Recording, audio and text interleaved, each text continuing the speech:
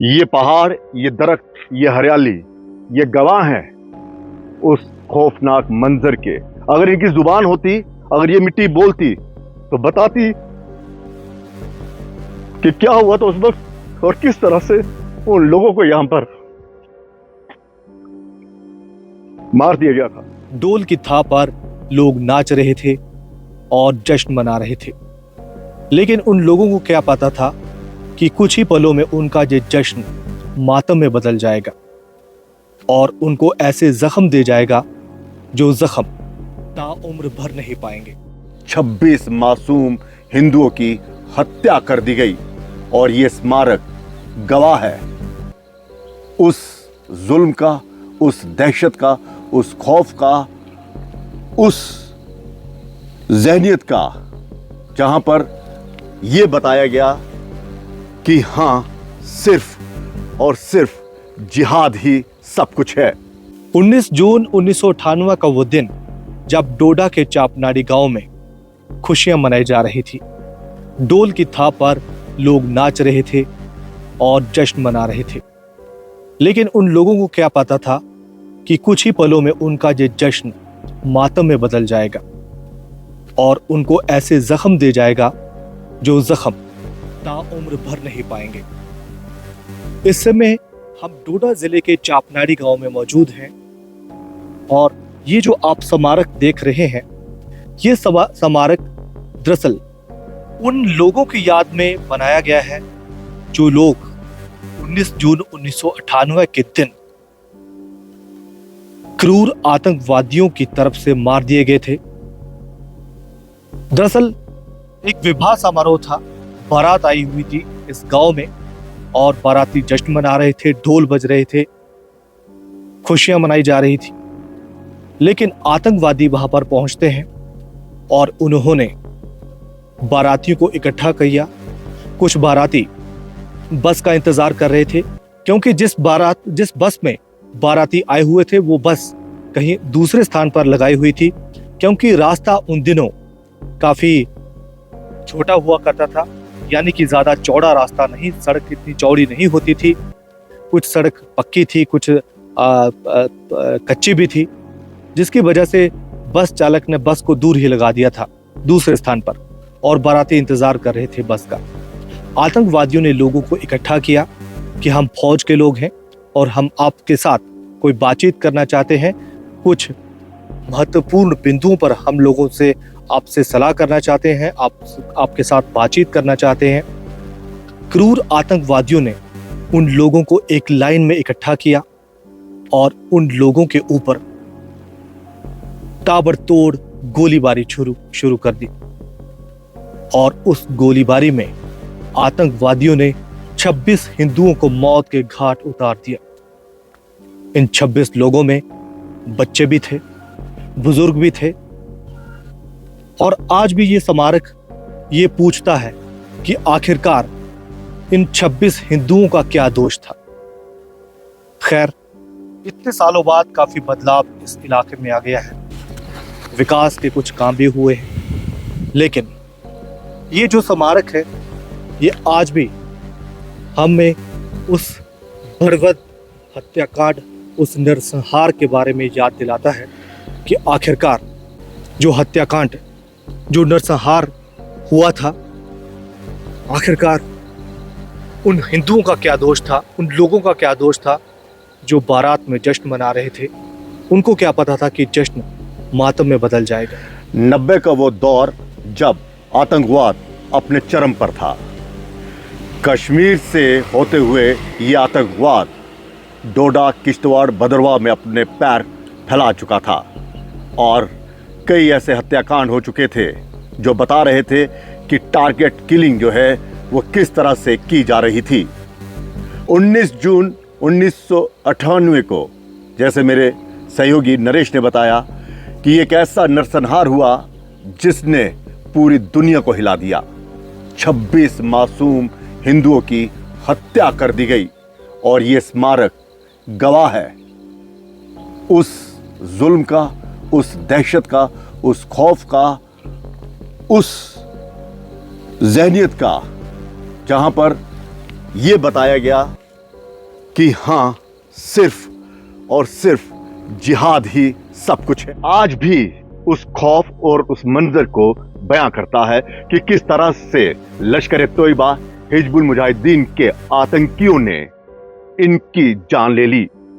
जिहाद उनके सर पर इस कदर हावी था कि उन्होंने विश्वास की आड़ में इन लोगों को इकट्ठा किया था और फिर ताबड़तोड़ जो है गोलियां चला दी। खुशियां पल में ही मातम में बदल गई। क्या इन लोगों का यही कसूर था कि वो हिंदू थे? क्योंकि 90 का दशक जो है, याद करें तो कश्मीर में वो आतंकवाद जो पसरा, उसके पांव धीरे धीरे डोडा, किश्तवाड़, भदरवाह में फैल गए और फिर उसी दौर में जो यहां पर मौत का तांडव हुआ वो सब ने देखा। यही वो जगह थी, यहां पर बकायदा सुनाने वाले सुनाते हैं कि यहां पर लाइन लगा दी थी और यही वो लोग, मासूम लोग यहां पर लाइन में खड़े हुए थे।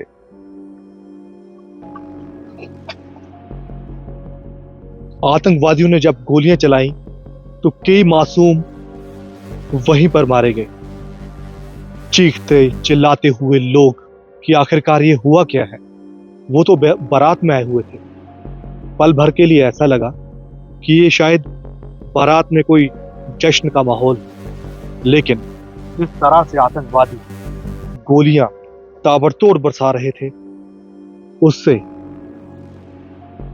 जो माहौल था खुशियों का पूरी तरह से बदल गया और चीख पुकार मचने लगी। आसपास के जो लोग थे वो मौके पर पहुंचे, दौड़ते भागते, और जब वहां पर देखा तो मंजर ऐसा था कि बयां शब्दों में किया नहीं जा सकता। ये पहाड़, ये दरख्त, ये हरियाली, ये गवाह हैं उस खौफनाक मंजर के। अगर इनकी जुबान होती, अगर ये मिट्टी बोलती तो बताती कि क्या हुआ था उस वक्त और किस तरह से उन लोगों को यहां पर मार दिया गया था। और ये जो चीजें हैं, लोग कहते हैं कि भुला दी जाए। मुझे लगता है कि ये भुलाना बेवकूफी होगा। इस नरसंहार को याद करना है, लेकिन लोगों को बताना है कि किस तरह से यहां पर मौत का नंगा नाच जो है वो खेला गया था। लेकिन दाद देनी होगी उन लोगों को जिनके परिवारों के लोग मारे गए और जहां पर बारात आई थी, जिनके घर में शादी थी, आस पास के लोग, पड़ोस के लोग, वो आज भी यहां पर डटे हुए हैं। उन्होंने कोई पलायन नहीं किया। वो लोग आज भी बड़ी बहादुरी के साथ इसी इलाके में रह रहे हैं और ये संदेश दे रहे हैं कि भले ही आतंकवादियों ने कायराना हरकत की हो, भले ही नरसंहार हुआ हो, हिंदू होने की उन्हें सजा दी गई हो, लेकिन वो अपने इलाके से, अपनी मातृभूमि से, अपने जन्म स्थान से नहीं जाएंगे और यहीं पर डटे रहेंगे जब तक आखिरी सांस उनमें है। सोचिए, जो लोग उस नरसंहार में बच गए थे, आज उन पर क्या बीत रही होगी। आज भी वो लोग अपने घरों में रहते हैं। हमने उस गांव में जाना चाहा, लेकिन कुछ ने हमें समझाया कि आप जाओगे तो उनके जख्म जो हैं वो हरे हो जाएंगे, क्योंकि उस दौर को याद करते हुए वो परिवार कहीं ना कहीं उस समय में चला जाता, उस काल में चला जाता है जब ये खुशियां जो थी गम में बदल गई। लेकिन जिस तरह से मेरे सहयोगी नरेश ने कहा कि दाद देनी होगी उन लोगों की जो अभी भी उस आतंकवाद के खिलाफ लड़ रहे हैं और उन्होंने पलायन नहीं किया, और ये उनकी हिम्मत की मिसाल है कि आतंकवाद अगर यहां पर खत्म हुआ है तो ऐसे जाबाज लोगों के बदौलत ही खत्म हुआ है, क्योंकि वो अपनी मातृभूमि से हटे नहीं और आतंकवाद जो है वो धीरे धीरे कमजोर होता गया। लेकिन सवाल ये है कि कौन वो भेदी था जिसने उन आतंकियों को पूरी जानकारी दी थी कि यहां पर बारात जो है इकट्ठी हुई है, क्योंकि उस वक्त ये रोड आगे तक नहीं था और जो गांव है थनोट, कौन सा गांव बताया जा रहा था, थनोट और भागवा वैसा गांव है, वो वहां के लोग थे। इस्लाम के नाम पर जिहाद करने वाले लश्कर तोयबा और हिजबुल मुजाहिदीन के आतंकियों को उन मासूम दुल्हों पर जरा भी रहम नहीं आया जिनके सर पर सेहरा सजा था।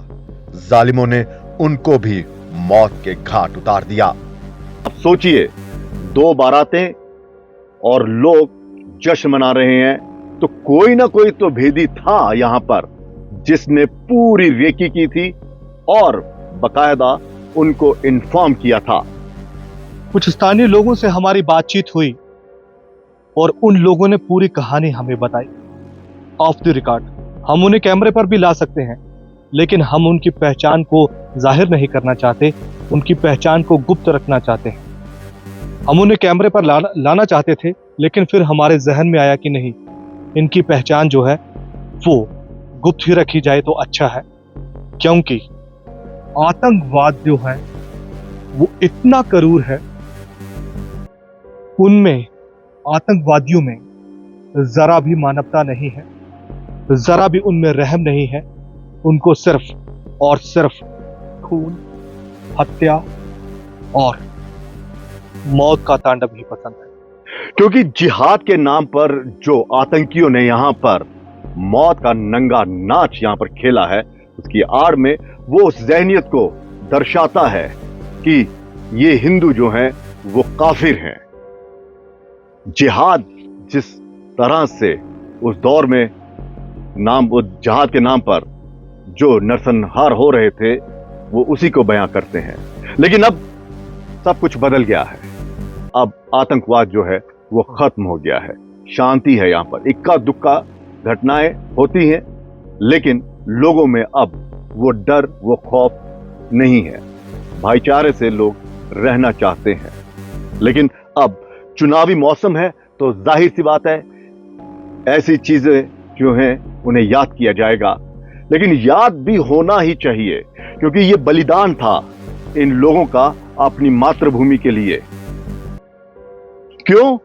क्योंकि यहां बकायदा जो जिहाद के नाम पर दहशत मचा रहे थे, जो आतंकवादी थे, वो यही चाहते थे कि यहां से जो हिंदू कम्युनिटी है, जो अल्पसंख्यक है यहां पर, उन्हें यहां से भगा दिया जाए। लेकिन दाद देनी होगी उन तमाम लोगों की जो यहां पर डटे रहे। और अब चुनाव है, चुनावी सरगर्मियां हैं। हम डोडा में आए हैं, यहां पर हम लोगों से बात करते हैं। आतंकवाद अभी भी मुद्दा है और अभी भी लोग ये कहते हैं कि उनके हिमायती अभी भी कहीं ना कहीं अंदर खाने में काम कर रहे हैं। और ये स्मारक, बलिदानी स्मारक, आज भी ये चीख चीख कर सवाल कर रहा है कि आखिरकार वो कैसा जिहाद था जिसने 26 निर्दोष लोगों की निर्मम हत्या कर दी।